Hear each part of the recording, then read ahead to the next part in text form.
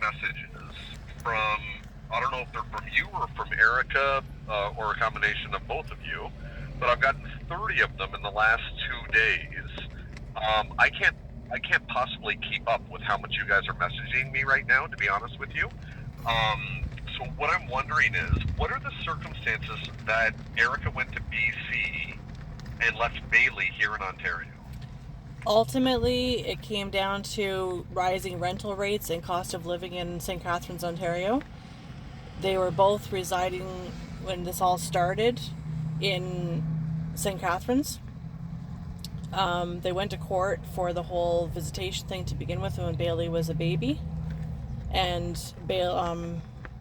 Daniel and his lawyer arranged it that we were not allowed to live outside of St. Catharines, Ontario, due to... Well, that's how it always works. If there's a child, for a parent to leave the area, they have to get permission from the court, unless they have full custody of the child. That wasn't the point. Well, it was according to every lawyer that we've talked to in this whole process, the extremity of saying St. Catharines specifically, that's unheard of. That they've never known that extremity to be placed on an order.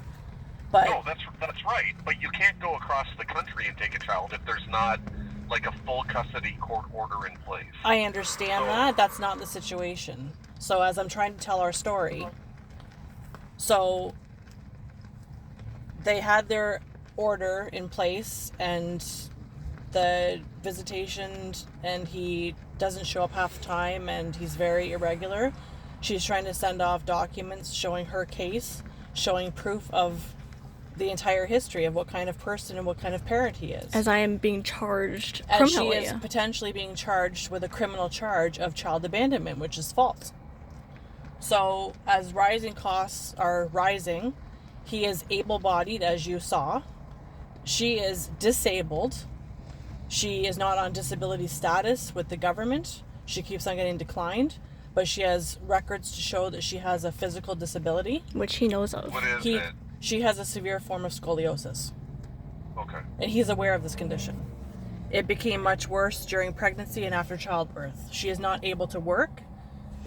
She cannot live unassisted. There's things during the day that she needs assistance with. She is able-bodied to take care of her son. She's not an unfit mother by any means, so that's not going to get twisted somewhere. I'm not suggesting that at all. I'm just, because we've been through, I'm literally being I'm looking at going to jail for a false claim that nobody is helping me. And this guy has been able to... Or my son. He has been able to tell everybody lies. And now people aren't even looking at the evidence. Straight out lies.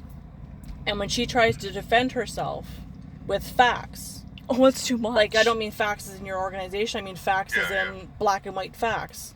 Nobody cares. They legitimately don't care. So we're just... So I'm just going to jump in here.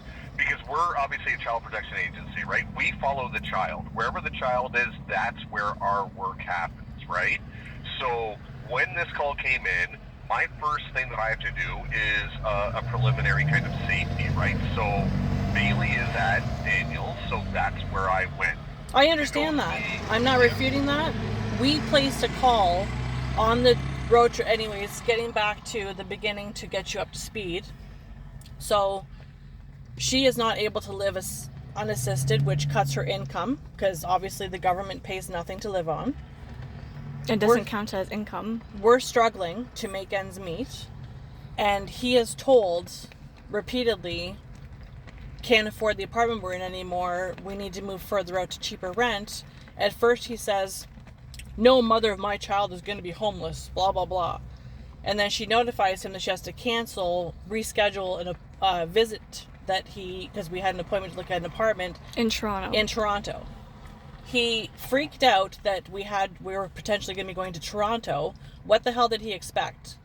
We couldn't stay in St. Catharines. He knew that. Where else did he expect us to go?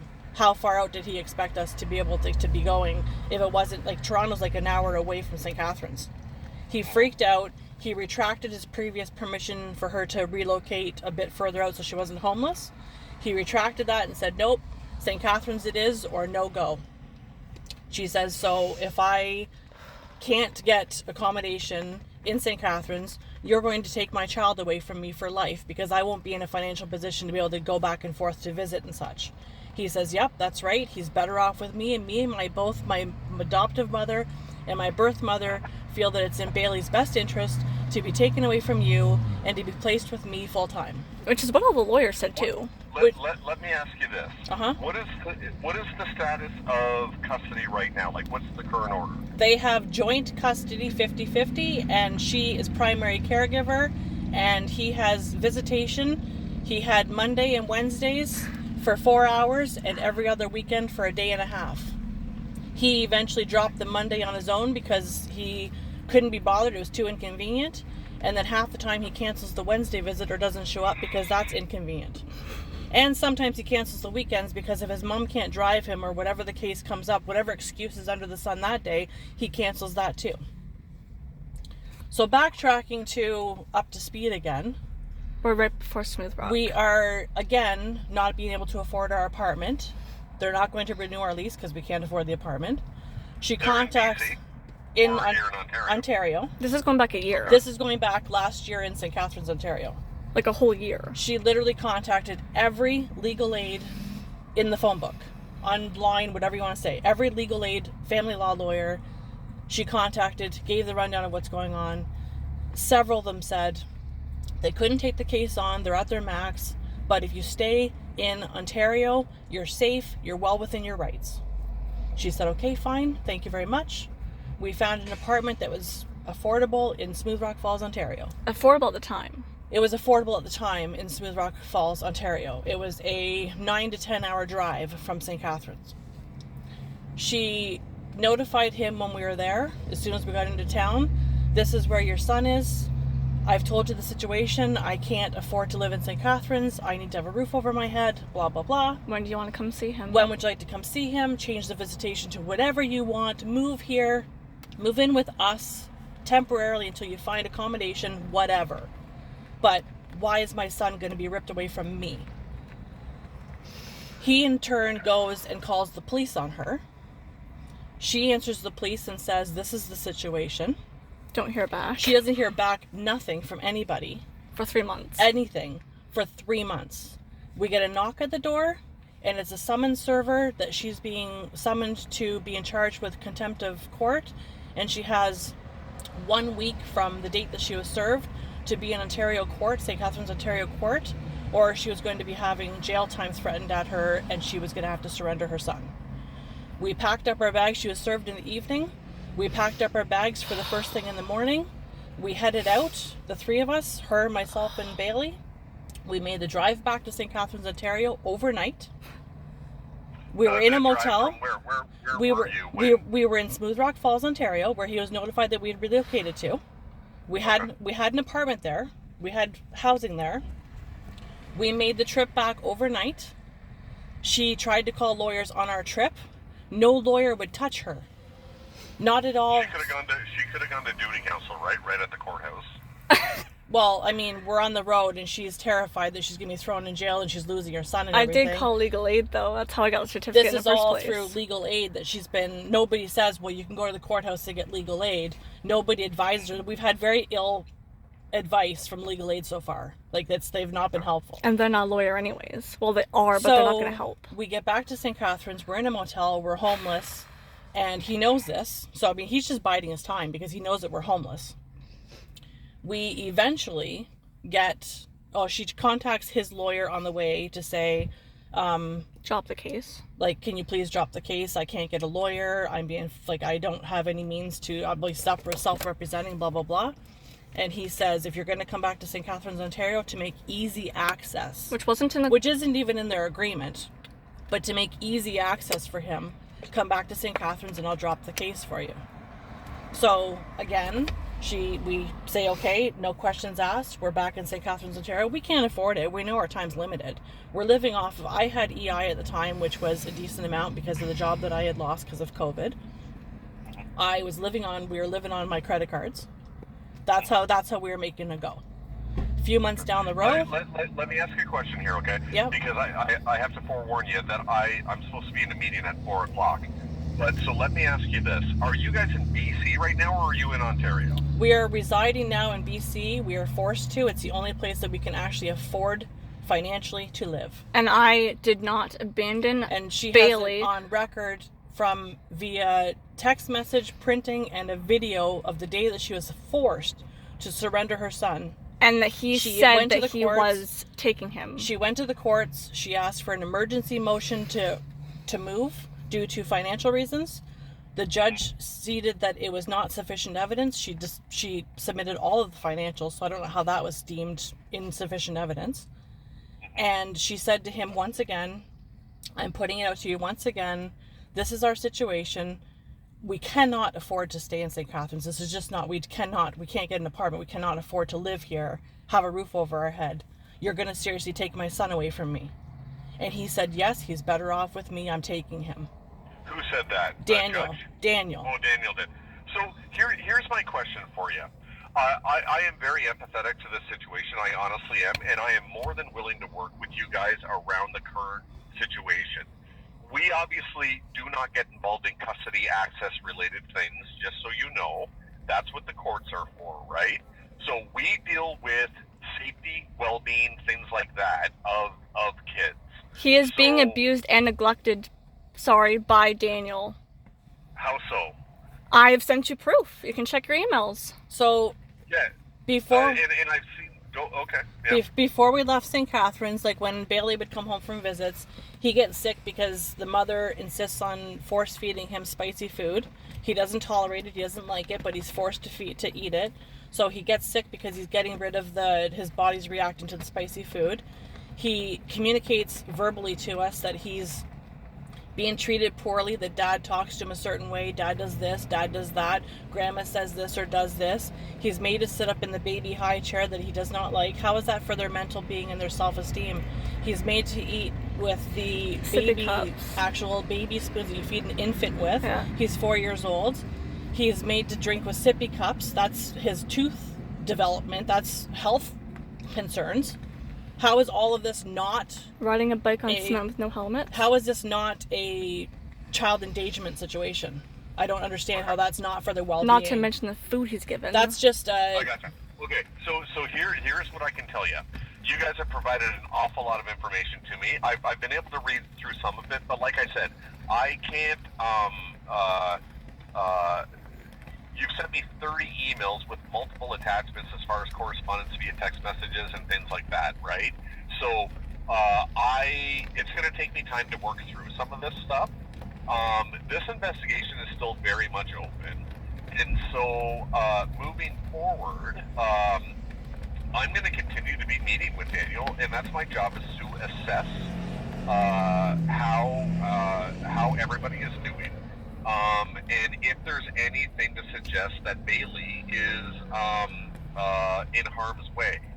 So you've given me lots of information. As I said, my preliminary visit was to do an immediate kind of safety thing. There was nothing at that time to suggest that Bailey was in harm's way. He said he was confused. So let me look at all the information that you provided to me, because this has all this stuff that you sent to me has come after I went to the house, right? Yes, I understand that. How are you confused about the fact that my messages, her messages? Like Daniel said to her that FACS worker was out today, and even he was confused by reading my messages. It was him. That's not true.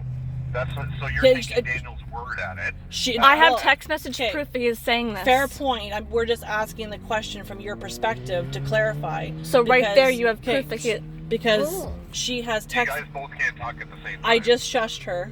She's very, very emotional and worked up because she keeps on getting doors shut in her mouth that she's my the child mother. is in danger.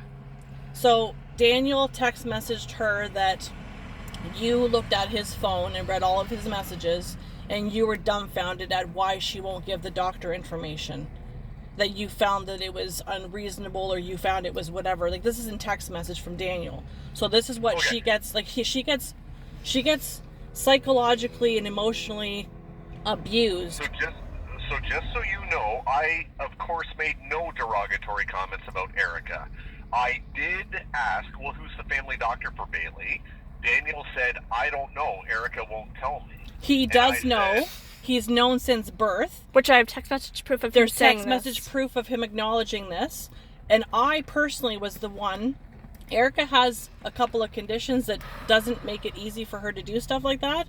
And if I am able-bodied, willing, and able, why the hell not? That's the kind of mother that I am. I feel a parent should be able to do that for their child if they can. So I facilitated the doctor's visits for Bailey. There was the doctor? I am not disclosing that at this time. We haven't gotten any help. So this is, yeah. See, I'm just like, well, like, Daniel already has the information. Without a child. Okay. He already took him to a walk-in clinic.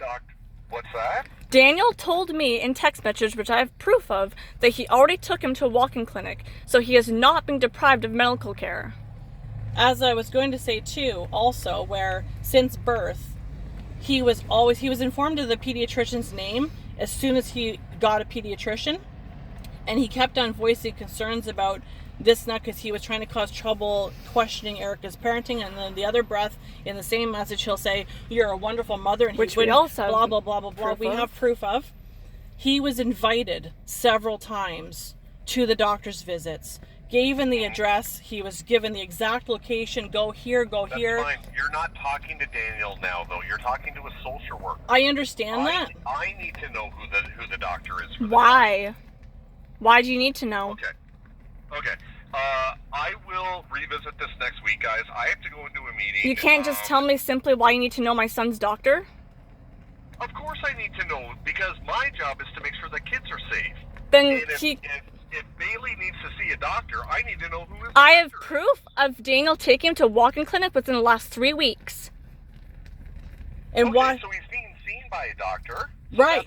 So why is? But my question is, if Daniel didn't give a crap for 4 years for his son's medical well-being, as it's documented that when he had diaper rash and whatnot and so forth, and he was on medication and he was given specific directions by doctor as to his care when he had his visits. But he didn't want to ruin his day. And he flat out didn't want to ruin his day, and it's documented. So he didn't do the directions, which is obviously detrimental to Bailey's well-being and his treatment. If that didn't matter to Daniel's words, because nothing in the past, Daniel says, matters. It's all in the past. Now he's calling the shots. He's making whatever up, and the order is void and whatever else. Why, if that's irrelevant and he didn't care then, why, now that your son is in your care and he's been completely healthy and everything up until now, and he's never had a qualm of her caring for him, he's always complimented her on fucking what kind of parent she is and everything, and his son is thriving and blah blah blah, why now this fact of who is this pediatrician? And he's been to a walk-in clinic, as she said, because he apparently supposedly had a rash to our laundry soap. The home where he was raised for 4 years, when he's totally in their care for whatever, a week or so, whatever at the time that it had been, suddenly he has a rash. Couldn't possibly be the child's stress level or anxiety due to the situation that he was just ripped away from his mom and his birth grandma that he lived with. And change of diet, change of environment, whatever their things were that they were doing with him now.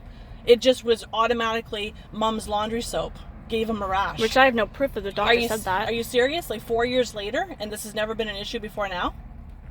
Guys, what I can say is this, is the investigation is ongoing. We will continue to look at this. The fact that you won't tell me who the doctor is for Bailey, I am simply asking you why that is needed, why you have a legal need to know that, as I have given you the information that I have given you, and you will not answer.